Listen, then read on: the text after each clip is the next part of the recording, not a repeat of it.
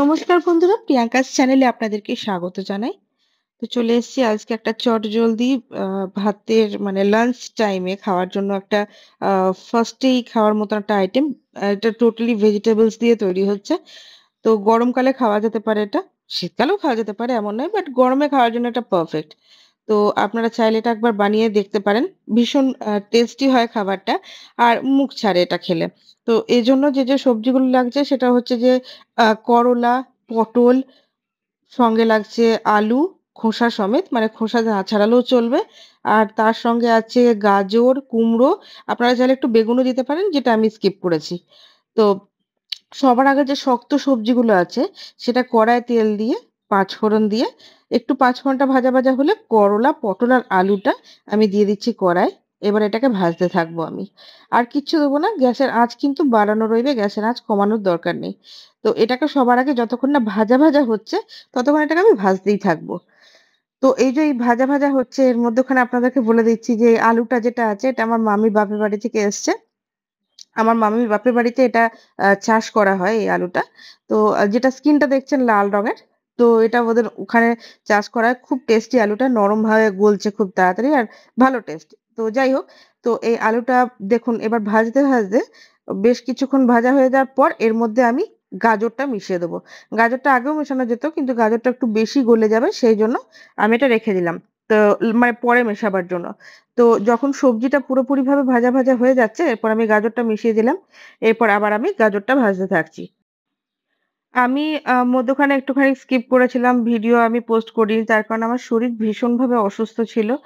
এখনো শরীর অসুস্থই আছে, বাট হ্যাঁ আমি ভিডিও বানাতে পারবো, এতটুকু তো সুস্থ আমি হয়েছি। সেই জন্যই এখন আবার আমি ভিডিও বানাচ্ছি। তো এখন ফ্রিও আছি সত্যি কথা বলতে, সেই জন্যই এখন ভিডিও বানাচ্ছি। তো আ এবার গাজরটা ভাজা হয়ে গেলে দেখুন গাজরটা বেশ হালকা, হালকা মতন ভাজা হয়ে গেছে। আমি কিন্তু গ্যাসের আঁচও কমাইনি। আর এটা কিন্তু ঢাকা দিয়ে রান্না করার নয়। এটা কিন্তু আপনাকে খোলা রেখে তারপরেই এটা রান্না করতে হবে। এরপর কুমড়োটা মিশিয়ে দিলাম। কুমড়োটা চেষ্টা করবেন পাকা কুমড়ো নেওয়ার। আমার এখানে মোটামুটি কাঁচা কুমড়ো ছিল। তো পাকা কুমড়ো হলে কিন্তু এটার টেস্টটা আরো বেশি বেড়ে যাবে। কুমড়োটা এবারে তাড়াতাড়ি সিদ্ধ হয় মনে করুন। কুমড়ো যখন দেবেন তখনই আপনারা যদি বেগুন দিতে চান ছোট, ছোট করে টুকরো, টুকরো করে এই বেগুনটাও দিয়ে দেবেন একসঙ্গে। আমি তো বেগুনটা দিইনি এখানে। এবারে এটা যখন কুমড়োটা ভাজা, ভাজা হয়ে যাবে তখন এর মধ্যে এক্সট্রা মসলাগুলো যেগুলো আছে একে, একে আমি মেশাবো। কুমড়োটা দেওয়ার পর ২ থেকে ৩ মিনিট ফ্রাই করে নেওয়ার পরেই আমি এর মধ্যে মিশিয়ে দিচ্ছি লবণ। আপনারা চাইলে এর মধ্যে ১ পিঞ্চ চিনি মেশাতে পারেন। কিন্তু আমি চিনিটা স্কিপ করেছি যেহেতু বাড়িতে মিষ্টিটা আমরা একটু এভয়েড করি সেইজন্য। আর ৩ টে রসুন নিয়ে খুব ভালোভাবে মিহি করে থেঁতো করে নিয়ে রসুনটা একটু বাদে দেবো। একটা হাফ পেঁয়াজ আমি স্লাইস করে কেটে নিয়েছি। যতটা পারবেন পাতলা করে কাটবেন। কেটে এই কুমড়োটা হালকা ভাজা হয়েছে তারপরেই এর মধ্যে দিয়ে দেবেন। এরপর এটাকে ভাজা হতে থাকবে। মানে এটা শুধু ভাজাই হবে। এরপর রসুনটা আমি দিয়ে দিচ্ছি। রসুনটা দেওয়ার পর মানে রসুনটা লাস্টে দেওয়া যাতে করে ফ্লেভারটা পুরো সবজির মধ্যে চলে আসে। আর আগে দিলে কি হবে, সবজিটা অনেকক্ষণ ধরে ভাজা হবে, তো ওটা আমার তখন দেওয়া লাগবে না, এখনই দেওয়া লাগবে। তো এবার এটাকে আমি ভালো করে ফ্রাই করতে থাকছি। হলুদ দিয়ে দিলাম এর মধ্যে। এটা যদি ভাতের সঙ্গে থাকে তো সঙ্গে একটু টক ডাল নিতে পারেন।